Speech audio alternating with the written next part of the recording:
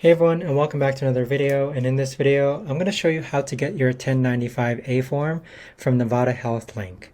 Now this video is going to be particularly useful for individuals. Let's say that you want to go ahead and get your 1095 form or 1095A form for tax purposes.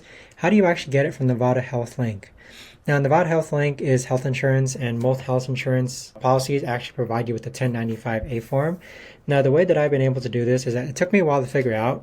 The easiest way is that I would log on to Nevada Health Link, and then in the upper right hand corner you want to click on this message icon, and then you're going to find a notification where you're being provided your 1095 form for a health plan. So go ahead and click on the message here, and then with that you can actually go ahead and download this form, and there you have it.